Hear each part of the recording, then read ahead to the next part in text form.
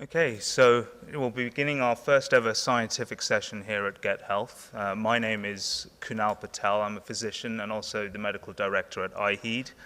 I do have a background in clinical medicine, but also I'm a scientist as well, and it's great to see that we're able to bring scientific representation to the event for the first time. And this involved abstract submissions, and therefore we now have some oral presentations and some lovely poster presentations that I encourage everyone to see during the breaks. The one thing about science and why it's important, and certainly research why it's important for an event like this, is that we've used the words leveraging the ecosystem for healthcare training. We've also got to leverage science. We've also got to leverage emerging research, because emerging research is going to be what forms the backbone of what we do next and what we do down the road. We've got to take lessons learned from the research. And what's important, and I'm very fortunate that my former PhD supervisor is here today, are some of the lessons from science. And we've got to learn those if we're going to progress. Science doesn't necessarily always mean a positive result. It also means a negative result. And we've got to learn from those negative results as well, because that's what's also going to help us move on. Negative is as important as the positive.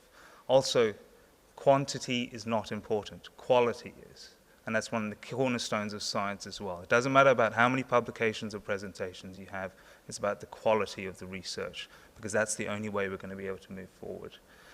The way this session is going to work, each of our selected panelists will have a short period of time to present their abstracts to the audience yourselves today, and then there'll be a little short period for questions, which I highly encourage from yourselves to ask them about the research that they've done. Some of the research, we've been very fortunate to have support from NIH to bring them all the way from their homes, and they include Brenda Katilia from Tanzania, Edward Kukuza from Uganda, Michael Chang, who's come all the way from Kenya, and Mohamed Sangare from Mali. And you'll be encountering them on this session and in others, and also during the poster presentation. So please do interact with them throughout the next 2 days. So first of all, I'd like to invite Christina Bial from the JSI Spring Project to come forward and present her work on leveraging agriculture extension workers for health and nutrition, the use of participatory community-led videos on mobile pico projectors in rural India. I will only be tapping when you have 1 minute left before you continue on. Thank you so much. Thanks to the organizers for inviting us to come today. Apologies in advance, I have a bit of a cold, so if I'm sniffling and snorting, I apologize. And I wanted to say thank you to Nathan, actually, from the previous session, who did a fantastic job giving a little teaser, because what I'm presenting today is actually work that we've done with Digital Green in India. So if you're paying attention to what he said at the end, talking about how Digital Green has leveraged their electronic approach to enhancing the skills of ag extension workers, I'm going to be talking about how we used them for nutrition knowledge. So, all right, so just to give you a quickie background, Spring is a 5-year funded USAID project focused on nutrition. Our focus areas are linking agriculture and nutrition, social and behavior change communication for nutrition, strengthening systems, and as well as preventing anemia. So to give you some background on our pilot project, our objectives were to adapt Digital Green's existing model, which promotes improved agricultural practices for the promotion of nutrition and hygiene behaviors in rural India. And then our second objective was to test the feasibility of this adapted model and to see how we could expand it and scale in other contexts. So this is a map of India. You can see we were working in Kianjar district, which is there in the eastern part. And just to give you, I'm going very quickly, so I'm hoping you guys will have questions in the end. Some key elements. So we basically started with formative research, as most great social and behavior change projects do. So we wanted to look at the practices that we wanted to focus on, infant and young child feeding and nutrition practices in the region, barriers to those practices, and also facilitators. And so once we got that information, we developed a quick 2-day nutrition training. And so this was in order to basically quickly build the capacity of the local ag extensionists in order to understand basic nutrition and health concepts and to then be able to convey those concepts to their communities. We also, which was key here, involved the health workers, so the existing frontline health workers. We involved them in the training throughout the entire process in order to have their buy-in and in order to continue to build their capacity as well. These are the video content that we had. We had hand washing, IFA supplementation, maternal diet, breastfeeding while working, complementary foods, dietary diversity, that kind of thing. And these came out of the formative research as well. So in a sense, this pilot project leveraged the growing availability of new technologies. So we have the low-cost video cameras and microphones. We have really easy-to-use, usually free editing software. We have the Pico projectors, which you can see in the picture here, which are really no bigger than my cell phone. And then we use YouTube for sharing and for storing the videos. So what happens is we basically looked at positive deviance in the communities to find who were already practicing these practices, and then we had them star as local actors in the video. And this was a really key to the approach. You can't just come in and have this Western-made video or a video made in New Delhi telling people how they should do the practices. Key to the approach here was really having the community be the ones to showcase the recommended practices, how they can do it within their own means, in their own language, in their own culture, and just by their neighbors doing it. So then there's biweekly women's group disseminations, which are facilitated by the ag extension workers. And this is using the exact model that was used for disseminating the ag videos as well. And then the members discuss and have a QA on the behaviors. Data is collected on who's interested in adopting the behavior, and we also looked at promoting because a lot of the behaviors weren't necessarily relevant to everyone. So, for example, maternal diet, diet during pregnancy. Not everyone was pregnant at the same time, but they would have sisters and mothers-in-law, all sorts of people that would be pregnant and could promote the practice as well. And then looking at commitments and following up by home visits by the same extension workers.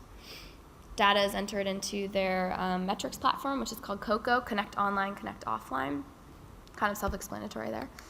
And then the interesting thing is the data that they collect, which includes questions come up in the disseminations, informs the next iteration of content development for the next videos, and so on and so forth.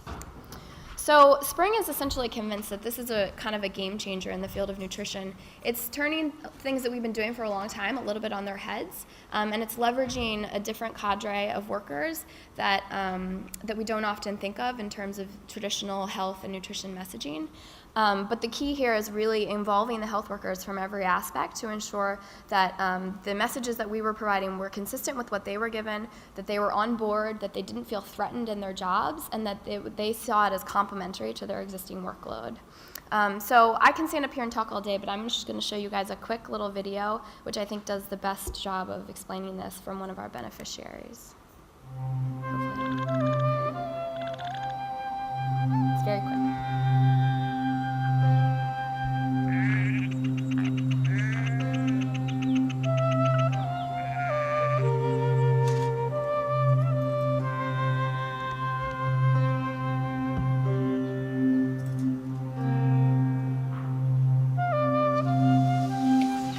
Basanti Majhi ଆମ ସ୍ୱାମୀ ମୁଁ ଚାଷବାସ କାମ କରେ ଓ ଏଥିରେ SHG ଗ୍ରୁପରେ ମଧ୍ୟ ମୁଁ କାମ କରୁଅଛି ସେକ୍ରେଟାରୀ ରୂପେ। ଆଜ୍ଞା ଏଇ ଆମର ଏସ୍ଏଚ୍ଜି ଆସୁଛନ୍ତି ଆମର ମାସରେ 2ଟା ମିଟିଂ ବସେ ତ ସେଇଥିରେ ଆଲୋଚନା କରିଥାଉ ଆମେ। ସାବୁନରେ ହାତ ଧୋଇବାର ଉପକାରିତା ବିଷୟରେ ଆମେ ପ୍ରଥମେ ଦେଖିଥିଲୁ। ହାତ ଯଦି ନ ଧୋଇବା ତାହେଲେ ରୋଗ ସଂକ୍ରମଣ ଅଧିକ ହେବ ବୋଲି ଆଶଙ୍କା ଅଛି। ଯେ ଭିଡ଼ିଓ ଦେଖିବା ପାଇଁ ଆଣିଥାଏ ତାଙ୍କୁ ଆମେ କିଛି ପ୍ରଶ୍ନ କରିଥାଉ, ତାହେଲେ ସେଇଠି ଆମେ ବନ୍ଦ କରିକିରି ଭିଡ଼ିଓ ଆଲୋଚନା କରିକିରି ସମାଧାନ କରିଥାଉ। ସେ ବିଷୟରେ ଦେଖେଇଲେ ତାପରେ ଆମେ ସେ ବିଷୟରେ କିଛି ବ୍ୟବହାର କଲୁ ଆଉ। ସେମିତି ଆମ ଏଇ ବ୍ଲକ୍ ପାଖାପାଖି ଲୋକ ଆଉ ଛୋଟ ଛୁଆ ଥିଲା ଆଉ ମୁଁ ବିଲକୁ କାମ କରିବା ପାଇଁ ଯାଇ ସେଇଥିପାଇଁ ମୋତେ ବଛା ହେଇଥିଲା ତା ଶିଶୁକୁ କେମିତି ସ୍ତନ୍ୟପାନ କରାଇବ। ତାଙ୍କୁ ଯେତେବେଳେ ଘରେ ରହୁଛନ୍ତି ସେ ସମୟରେ ତାଙ୍କୁ ଅଧିକ କ୍ଷୀର ଖୁଆଇବା କଥା ମୁଁ ତାଙ୍କୁ କହିଥାଏ। ଆଉ ଘରେ ଯଦି ଯିଏ ଥିବ ତାଙ୍କୁ ବିଲକୁ ନେଇକିରି ସ୍ତନ୍ୟପାନ କରେଇକିରି ପୁଣି ଘରକୁ ଆଣି ଆସିବୁ, ନଚେତ ଏଇ ତା ମା ଯେକୁ ବି ଟିକେ ସେମିତି ଭଲ ଲାଗେ ଯେ ଆମେ ବି ସୁଟିଂ କଲେ ଆମକୁ ବି ଭଲ ଲାଗିବ କହିକିରି ମୁଁ ନିଜେ ଦେଖିଥିଲି, ତାପରେ ଅନ୍ୟ ଜାଗାରେ ବି ଦେଖାଇଛି।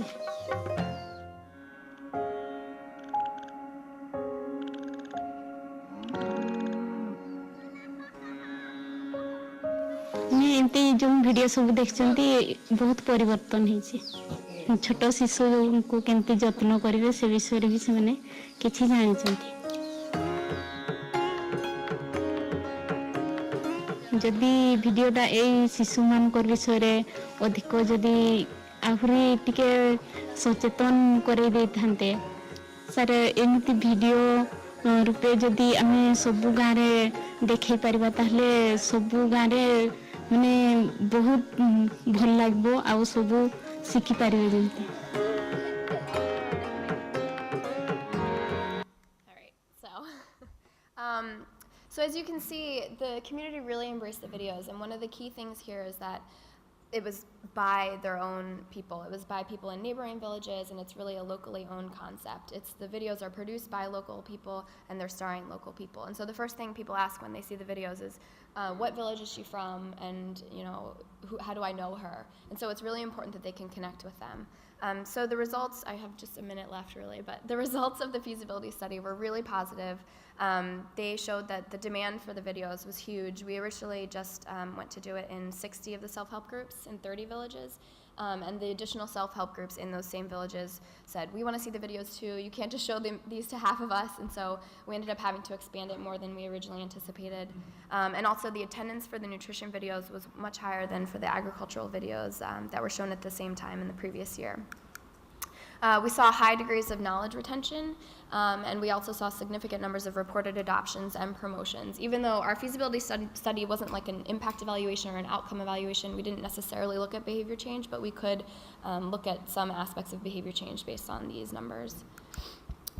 Acceptability was really one of the most important things, and so we found that acceptability was really high of the community members receiving information about health and nutrition in this forum.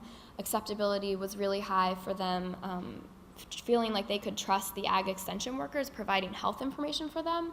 And most importantly for us was that the community health workers didn't feel threatened, and they really embraced the process and they embraced the videos themselves.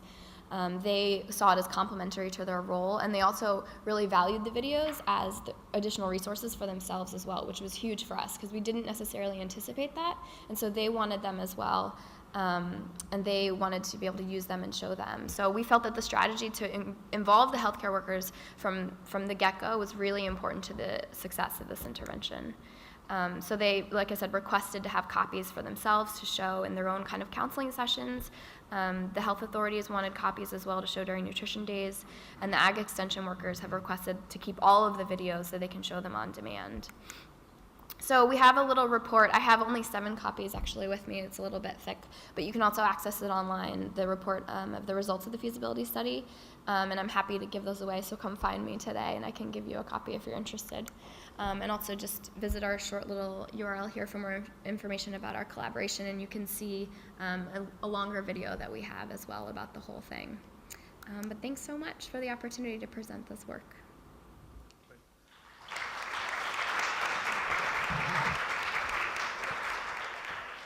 Well, thank you, Christina, for that great presentation. So we have a couple of minutes. I'd like to ask the audience if they have any questions to ask Christina right now.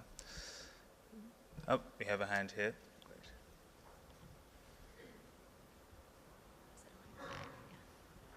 So I would just want to congratulate you. Very nice work. So my question for you is, given the fact that all the videos and the materials have been left with the workers, and it sounds like, although it was a feasibility study, that this training will continue to go on even after the study. So my question for you is, do you have any plans to do any assessment for in terms of sustainability after you've left, how, to go back in and see, are these videos still being used? Or is the hand washing still going on, and things like that? Yeah, I couldn't have planted you better in the audience. That's exactly what I would have talked about next if I had had time. We're really excited because what we did is we worked through a local NGO, VARAT, with the local Digital Green Office. And so we provided funding just for the short 10-month pilot. And then Varat was so excited about this opportunity to grow their own expertise in health and nutrition of their own staff there. And then also they've been wanting to do these kind of videos for a while. And so they were so excited. As soon as we left, they've actually, started making their own videos even without us. We were a little worried about the integrity of the technical health and nutrition information, but my colleague actually, in this picture, Peggy Konisbor, she's actually out there right now meeting with Varat to talk to them about what they've done since, to look at the videos, to talk about how we could continue to provide technical support, or someone could provide technical support to them in terms of their own small scale project there. And they also have, they're looking at advancing to another municipality. I can't remember the name right now off the top of my head, but so they're trying to scale it just a little bit in a very small way. But we're actually doing, this coming year, we're doing a study. We took this to Niger, and so we're implementing this in Niger in a little bit of a different way. We're not using existing ag extension groups, and we're having just kind of local agents come be the facilitators.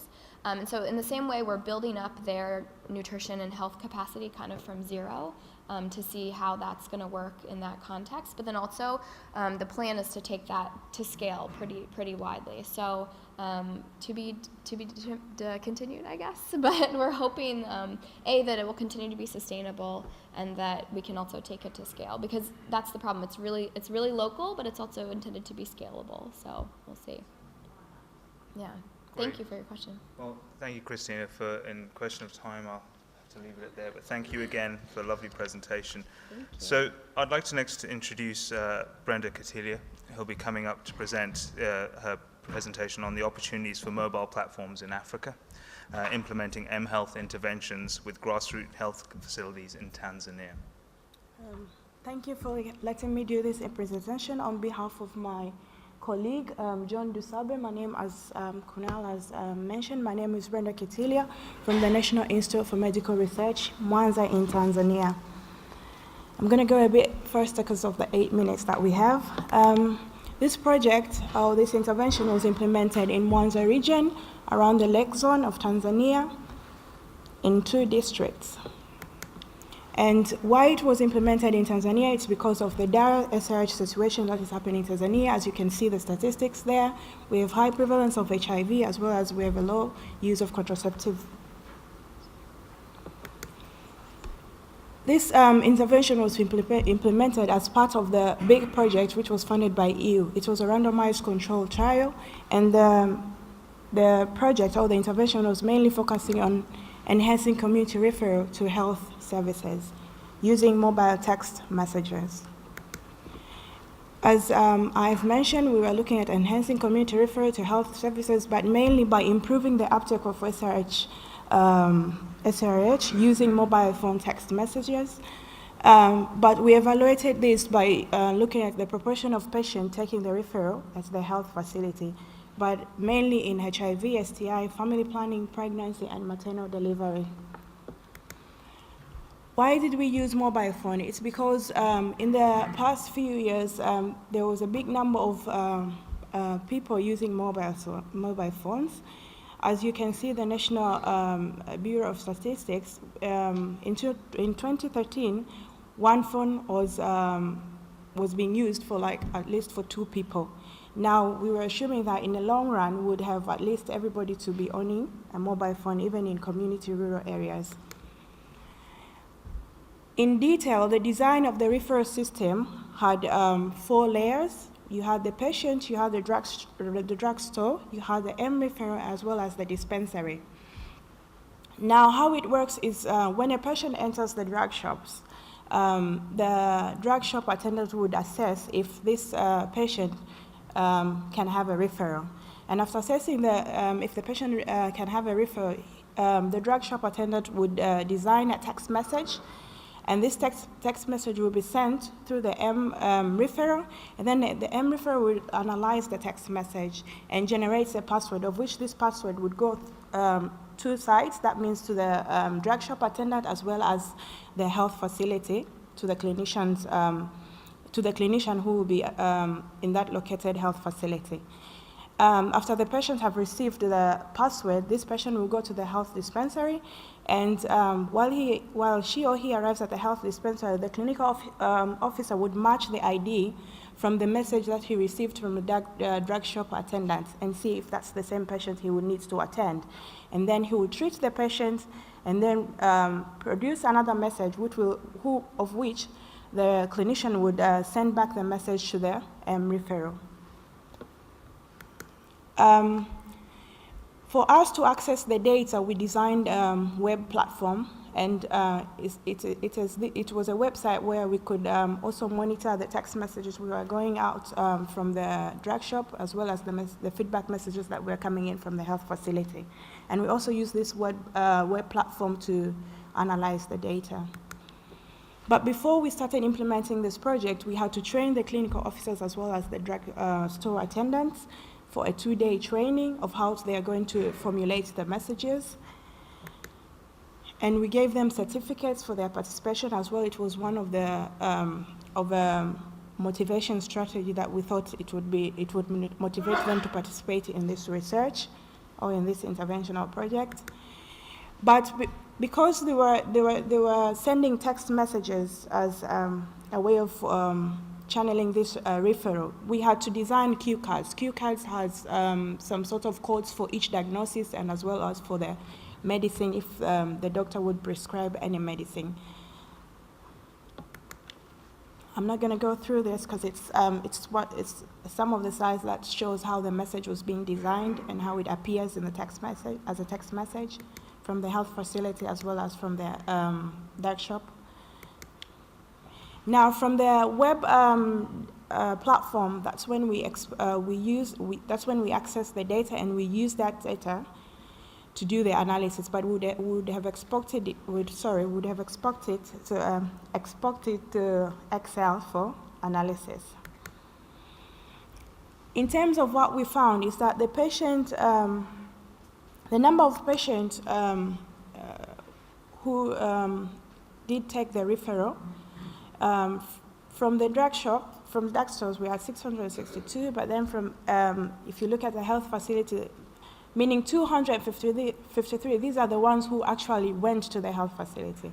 Now, by uptake, at least it's 38% of the people whom we did come in contact with for the referral system. Now, if you look at the yellow bars, we found out that whenever we have the training, reorientational training, the number of referrals goes up. So we assumed that trainings should be important, at least to remind them how they're supposed to be doing, they're supposed to formulating their text message, as well as a moral, some sort of supportive supervision for them in order and keeping them in track of them to do to participate in the intervention or continue with the providing the referrals. As well as maybe we could also see that the participating facilities, we had only 53 drug shops and 15 dispensaries and only 3 health centers who participated in this intervention. In terms of uptake after referral, and when we are looking at gender equity, you'll find that we didn't find any difference between males and females whom were uptaking the services. And for the diagnosis part, a lot of patients who came and did take the referral had commonly conditioned, and this was the urethral discharge in males and then vaginal discharge in female, as you can see on the stats table. In terms of mean age of patients, many of them who did take the referral were around the age of 27, and in the age group of 20 to 24. To sum up with the conclusion, I would like to say that mobile phones, yes, can be good to improve health uptake of health services. As for our project, it was practical and visible, And also, we had a good support from the district officials since we were doing all these meetings in the district office, as well as the clinicians who are participating in this project were from the local government health facilities, qualified local government health clinicians. And in the long run, for the sustainability of this project, we were hoping that the regional medical office were ready and willing. We're not, but, okay, we are hoping, but at the same time, we did have initial discussions with them of how they can incorporate this intervention or this project in their council health plans, and they show some willingness to do this, but they have to communicate with the higher authority, which is the Ministry of Health. However, we would urge that we can have more elaborative studies in a randomized design, as well as in-depth qualitative studies, so as to validate our results. I'd like to say thank you on behalf of my colleagues as well.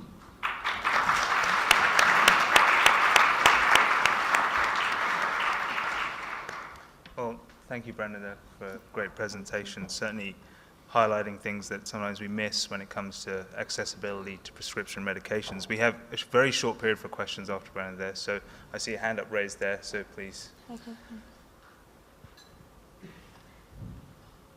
Good morning. Very Good nice morning. presentation and project. My name is Gwendolyn Jongenberger from UT Southwestern in Dallas. And I may not have understood the study design, so my question might be off base, but what I understood was you gave drugstores and patients mobile technology to communicate by text message, and you showed that this technology had a 38% number of patients going ahead and going to the health facilities. I think that's correct. So what I didn't see, though, is for the patients that didn't have access to this mHealth, how many were going to the health facility? Sorry, repeat that question. So if the study was to show that you got greater uptake in patients reporting to a health facility through this mobile technology, did you compare, or are you planning on comparing that to the number of patients who end up at the health facility that do not have access to this mobile technology? Okay. We, can I just go straight respond? Yeah. What we were looking for is how many people did take the referral system. So we didn't look at how many did not take. But if I go back to my if I go back to my presentation, because we did attend 662 people. These are the people who really actually went to the drug shops and they accepted the referral. But then they didn't go to the health facility to finalize with the referral, meaning that getting the treatment as well. So it was incomplete referral. So 38% is actual the people who really took the referral system as well as the medication, and it went back to the system. Sorry. Okay, I think we have one question. We can keep it very brief, please. Thank you. Hello, my name is Guillaume Deflo from Darlesholm in Switzerland.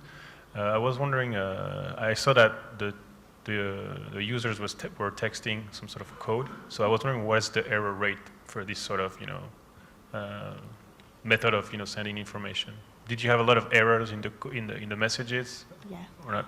Yeah, we did have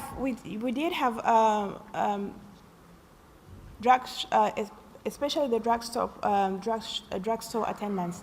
They did have errors in their messages, but because we had a web platform, we could access who were making actually the errors individually, and because we were in close contact with them, we could ask them, and they had the opportunity of at least three messages to have. They were allowed 3 messages as an error, but then after that we would have to visit them and see if we can assist them of how to. So we could access all the messages that we were going through from the drug shop and the clinician. And if there is any problem, we would contact them because the connection with the system was using their own mobile phone numbers. So. Okay, well, that's great. Well, we'll leave it at there. Thank you very much. All right, thank you. So next I'd like to introduce Travis Porter from the Tulane University Center for Global Health Equity, and he'll be presenting on a systematic review of end users of health interventions employing mobile devices. Great. Thank you again for the organizers for giving me this opportunity to be here. As you said, I'm Travis Porter. I'm a lowly doctoral student as part of the Center for Global Health Equity at Tulane University School of Public Health and Tropical Medicine. And instead of innovative research, I'm going to present more of a meta-research, so that is research describing the research. And for brevity, I'm just going to kind of skip over the background here. So just to describe the purpose and objectives of this review, what we were looking to do is describe the scope of mHealth interventions as described in the scientific literature, and specifically focusing on the health topics addressed within sub-Saharan Africa, distribution of programs by their country and health topic, and the primary targets, or that is the device end users by country. So we did a review of some scientific literature databases such as PubMed, ScienceDirect, and EBSCOhost, and we selected those that included, the interventions that included mobile devices such as mobile phones, PDAs, and tablet computers, and that were implemented in the field to improve public health or healthcare within the sub-Saharan African populations.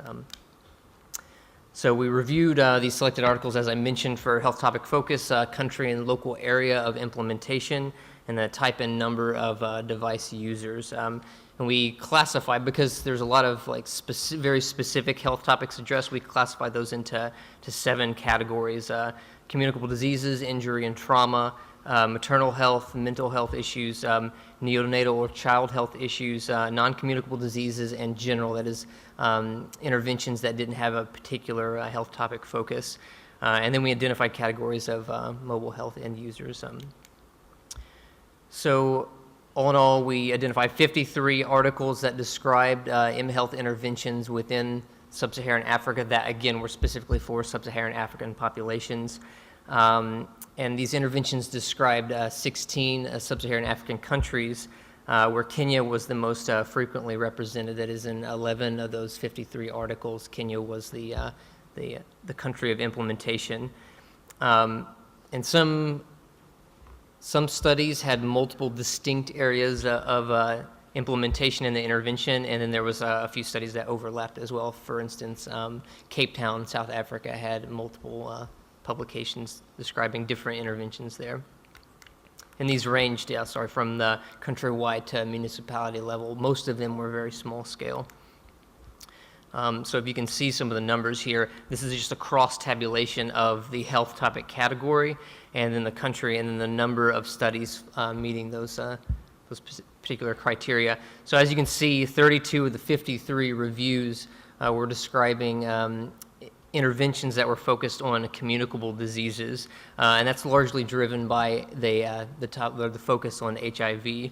And you might note that if you total up all the total publications in that bottom row, it ends up being more than 53 articles, and that's because some articles actually addressed multiple health topics. For instance, a publication might discuss an intervention that addresses communicable diseases as well as maternal health. So that's how that adds up there.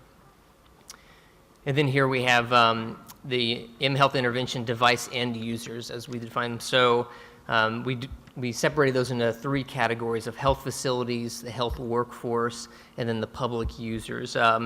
And then the health workforce could include healthcare professionals like clinical officers, resident physicians, health extension workers, or midwives, or even village elders who had a particular training to provide information to the health systems. And where it was impossible to really identify a specific person who was using the device, we classified those as health facilities. For instance, a facility that might be using a mobile device that would report malaria incidents in that region for a particular time period would be classified as a health facility using a mobile device, and not for another kind of particular user. So every time I look at this, I actually have somewhat different thoughts about it, and especially in light of our discussions earlier today, and the idea of 30,000 pilot studies, it really emphasizes the idea that these are very small numbers Granted, this is just within the scientific literature, so acknowledging that there are a number of M-health interventions that are going on outside of that literature that weren't within the scope of this review. But even still, I mean, my personal interpretation is that these are still fairly small numbers here, highlighting that a lot of these are pilot studies. And so just a little bit of a summation of the content of these M-health interventions. The majority of these employed mobile phones leveraging SMS capabilities, but there were also other features such as video and photo capture, custom applications, GPS and internet access that were used. And generally speaking, health facilities tended to focus on extended communications, remote care, data reporting, while the healthcare workforce users use this for service coordination and patient follow-up and decision-making. And then for the public, it was generally used for health promotion and access to care. So some conclusions that came out of this, and some things I was surprised about, is to see that diarrheal, respiratory, and mental health conditions were very rarely or not addressed at all by these the interventions included in this review, and yet these represent some of the highest burdens of disease for the sub-Saharan African area, and that mobile devices are flexible for healthcare capacity building with many different types of users and many different types of uses. And that we understand, of course, that funding can limit the focus of the development of your M-health intervention, but that in the future that it would be great to capitalize on previously developed M-health infrastructure to be able to really address those issues where funding is harder to find to support. I just want to say thank you again for the Center for Global Health Equity for funding this work, Dr. Wuleta Lema for the guidance and ideas behind the research, and Hiwat Tesfaye Nibeltal Alehu for providing feedback during the write-up.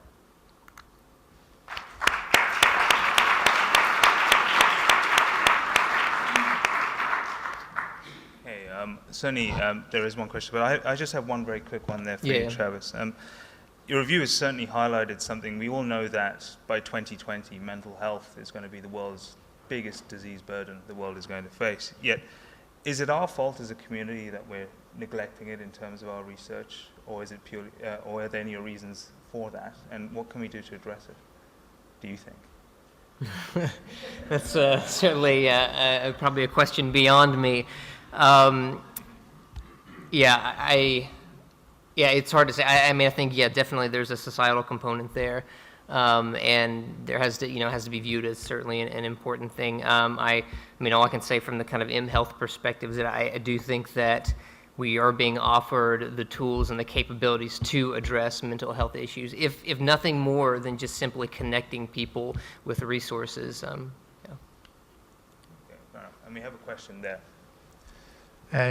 Thanks for your presentation. I enjoyed that. I'm from the Royal College of Surgeons in Ireland, and we're working with the College of Surgeons of East, Central, Southern Africa, developing their training program for surgeons in the region. Mm-hmm. And one of the projects that we've done is we've looked at the surgical research coming out of the region.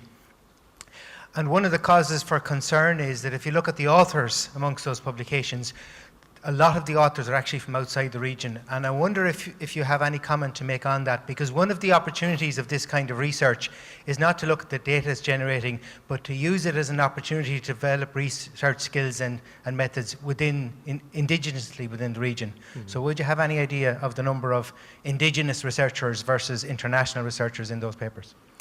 I can almost guarantee you, without looking at it in front of me, that every study that I looked at had some international, that is non-Sub-Saharan African institution that was involved in it. That being said, there were almost always partners within Sub-Saharan Africa, like a local university that was part of that study. To what capacity that they were part of that study, I mean, I couldn't speak for that, of course, but.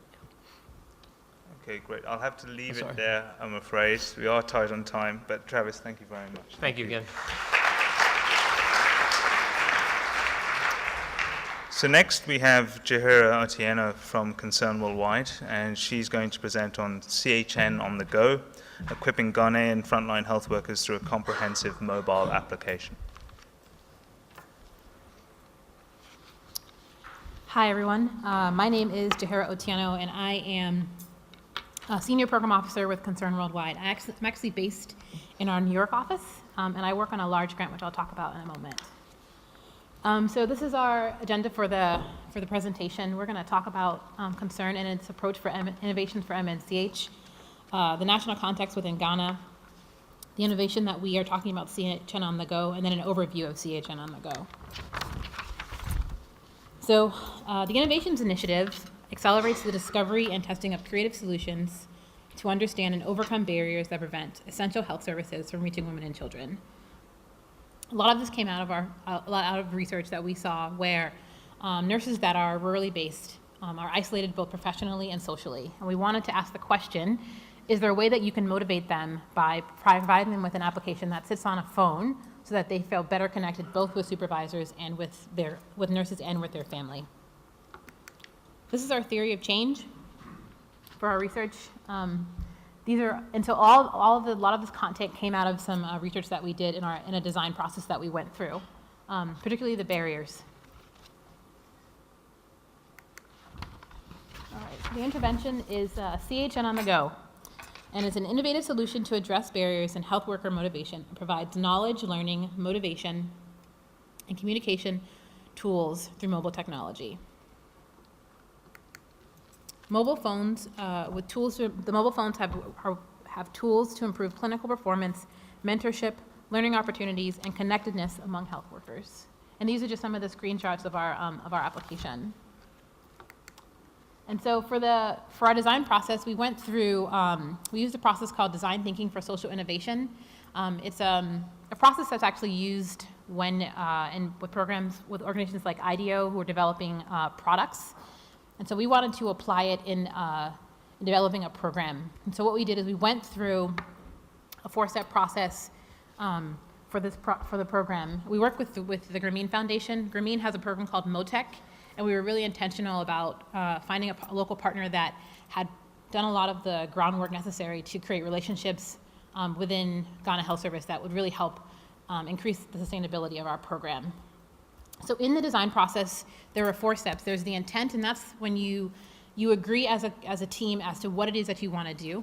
The next process is called inquiry and insights, and from this you'll see some of the tools that we developed. So we want to go and engage with our end users. So we spent a lot of time in communities with community health nurses, asking them lots of questions about their days, what they did, what their role consisted of.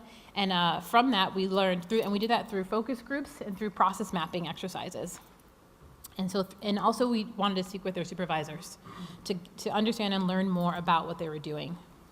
We regrouped to analyze and organize that data, and we developed these things called profiles. And so using that data, we figured out, we came up with 3 different nurse categories and 2 supervisor categories of what nurses or what their supervisors looked like within our context, so that we could develop an application that actually met their needs and met their desires. And then we use these profiles to further develop our application. These are some of the things that we found in that research. That nurses, it's important that they feel valued by clients, that they're recognized by their supervisors, they have access to information to do their job well. They want to learn about what's new in health, and they want to be supported and connected to their peers. And these are some of the roadblocks: lack of appreciation, limited resource, restricted opportunities for career progression, feeling disconnected from friends and family, and being bullied and treated poorly. And so from this design process, we came up with these 8 kind of keywords that helped us design our tool. Respect me, reward me, teach me, inspire me, inform me, connect me, equip me, and believe in me. And so from this, we developed our application with these very distinct and unique modules. And I'll talk a bit more about them. So the Planning Center is a way that nurses can manage their work, and that is a calendar for work planning, outreach, and target setting. And so in the application itself, a nurse can log in and they can click on that module of the application, and it will show a list of all of their activities, and then they can input when they plan to do those activities over the course of a month. The Point of Care Center, it's to help the nurses provide good care, and it provides supportive tools for diagnosis and treatment support for outreach counseling. So when nurses are doing home visits, for example, and they're meeting with a pregnant woman, and she's having some issues, they can The phone will take them through a step-by-step process of how to provide care. And then in that, it will also tell them what to do if they need to refer, and what they can do while they're waiting. The Learning Center is for it helps nurses learn and grow.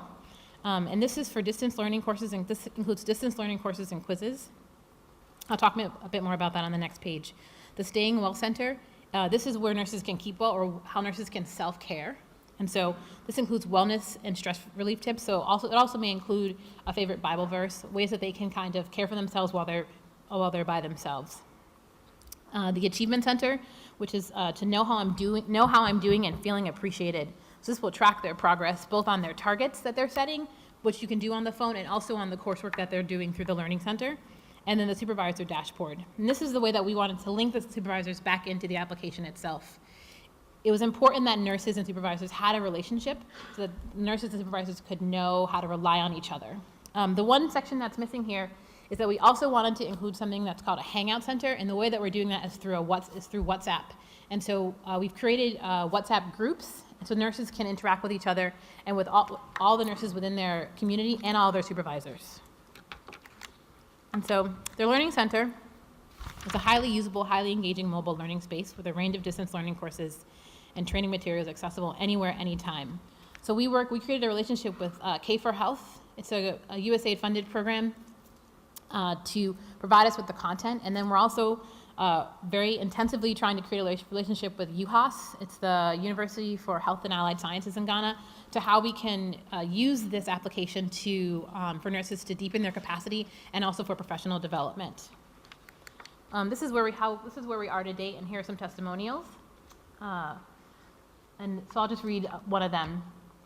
Now I feel very confident as a CHN in the community because I'm able to answer clients' questions on family planning issues well. I have been able to convince some difficult clients to choose a family planning method or service. Thank you.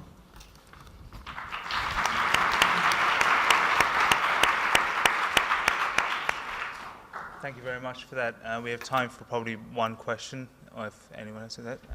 That gentleman there with the hand up there, please. Oh, if anyone actually, I have the phone with me, so if anybody wants to play with it, please come see me after. Thank you, really nice presentation. Niall Winters from the University of Oxford. I was just wondering, could you step back to the point of care? I just wanted if you could talk a little bit more about, because you mentioned diagnosis and support for that. So I was wondering how you do that, or how the app supports that, because we have a very similar project. So. Okay, so we, in a lot of the research that we did for the application, the content on the application, we spent a lot of time with Ghana Health Service. Ghana Health Service is the body that implements all the healthcare within the context that we work in. And so we spent a lot of time with CHNs and with nurses and with Ghana Health Service to figure out exactly what it was that they did. They had a lot of protocols that they used, and so we've actually used the protocols that they provided us to create that tool. And so all of the content that's on there is something that the nurses would have learned in school, but it's a step-by-step tree that takes them through that process. Okay. Great, Jira. Thank you very guys. much for that. Thank you. So we have our late arrival there, Wolfgang Renz, who will be coming up now to talk about Healthy Villages, educating clinicians and improves healthcare with mobile health technology and collaborative IQ. Thank you. Good afternoon. I'm coming from a little bit of a different corner from the pharmaceutical industry, so that makes it a little bit maybe for you also odd. Why do we do this from the pharma perspective? Healthy Villages is the charity branch of a digital medicine company which is owned by one of the biggest pharma players in the world, but by their global healthcare fund, so they do not influence what we do in the charity whatsoever, which is important for you to know. I can click here. Why was Healthy Villages founded? It was founded because our CEO came to that conclusion that 1 billion people in their lifetime will never see a healthcare provider until they go to grave. And we said we cannot do much about it, but whatever we can do to do a little bit of a dent in there, we will try our best and do it. So what is our vision? We would like to empower the clinicians globally wherever there's a need, and clinicians doesn't mean MDs only. We're also looking at nurses, physicians assistants, or even healthcare community workers, to provide them with the necessary tools, knowledge-wise. We're not talking tools in the sense of scalpels or other diagnostic devices at this point, but we want to give them knowledge because we're sitting on one of the biggest knowledge bases in the world, since we are managing the medical education and providing services to 3.5 million physicians globally right now. So we were thinking, why not tapping into that huge resource and sending that kind of a knowledge to people who are in need and could be trained through mobile devices like tablet computers or smartphones. And we not only wanted to engage those people out there, we also wanted to empower them to make decisions based on knowledge they can pick up through a tablet. And it doesn't need an internet connection. We also preload those devices depending on the region where they are and have then batteries which are solar powered so they're independent from the grid. So I already mentioned we deploy then devices to villages, to physicians, to local hospitals, and it's also depending then if they go to Haiti, if they go to Africa, if they go to India, if they go to an area where there's a lot of women health issue, where it's infectious disease, or what we just did was a lot of Ebola work just recently. So we're working on a very much regionally focused protocol then, and we also want to empower patients at the very end, not only the healthcare providers with the necessary information to also sometimes break through the uneducated cycle of wrong information, wrong treatment, and fatal outcomes. So we provide, if necessary, videos. We provide also online connections sometimes to coach a physician through an operation if need be. But if there's no internet connection, then those devices will be preloaded. What are the current projects that we're running? When you look at this, you might be a little bit surprised to see the United States on there too. But when you look at the regions, Louisiana, and who is familiar with the United States healthcare system, one of the best in the world, there's also very dark sides to it. In Louisiana, we were focusing on regions which were heavily hit by the oil spill and who have a lot of dermatology issues, and we provided them with cameras where people can take pictures of the skin irritation. They're being sent to specialists in university hospitals who do a first evaluation and then make a decision whether those patients need to be seen or not. Otherwise, those patients have, because of no money, because they're not the richest, no access to health care, or it takes them 2 to 3 months to get an appointment with a specialist. Very cheap approach, even in the United States, but very effective. The majority of the projects, as you can see, are running in Africa, and some also in India. And I wanted to give you one example of what we're working on. One was an area in Kenya where 2 young gentlemen who lost their parents based on an HIV infection came into agreement with the Clinton Foundation and started a local maternity hospital to reduce the infant mortality and also the mortality of the mothers due to bad hygienic conditions. The initiative started in 2007 and is still running to this day. So what are the necessary steps that we went through there? First of all, we needed to build a safe space, which means a building for those women. Because the majority of those women delivered their babies so far at home in very, very poor conditions, and the mortality rate was very high. So first of all, provide facilities, which needed money, which needed power to build this, that means hands on deck. Second was to recruit and train community health workers to also bring those women who are pregnant to that location and make it even known that it's in existence. And step number 3 was then to educate mothers and healthcare professionals using devices. It could be neonatal CPR, it could be basic hygienic procedures, it could be also how you discover eclampsia. And what happened was very striking. We see all of a sudden a lot more mothers are using the facility. So people are coming, they're being brought by their families to the facility. And we see also now healthy children coming back to the facility to be followed up. Overall, what we would like to see then, of course, is a drop in mortality, both on the mother and on the infant side. What is extremely critical to success, that we're not coming as Westerners and trying to teach. It's, first of all, we need to listen and get a good understanding what are the true needs and be guided by the locals and not try to bring our understanding of healthcare or our facilities and technologies into that space. It's always important to start very small, because if you try to go too big, you will fail.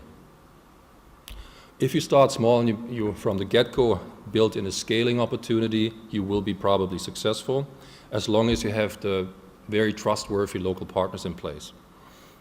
But from the get-go, scale for the expansion, but tailor for the local use. Don't go in with the big guns if you need to come small first. Innovation's everywhere, that's easy. The challenge for us is more the integration of innovation, because new technologies are popping up left and right, as we know in the modern countries, but we need to integrate it in those local markets too.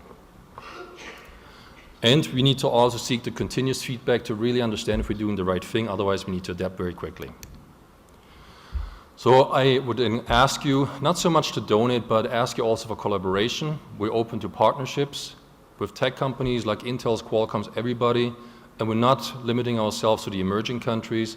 Also in the modern world like the United States, there's a need for more help and for improvement. Thank you very much for your attention.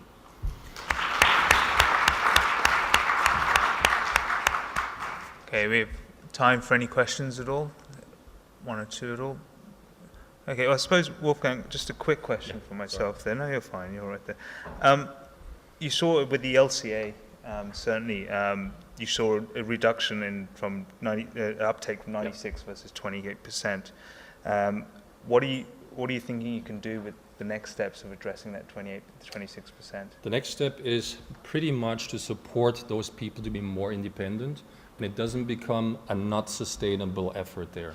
In other words, what we would like to see after we kickstarted the project, that it becomes a sustainable effort, that those people, after they have the education, they understand the value for their society there, and we can slowly, gradually move out and go to the next projects.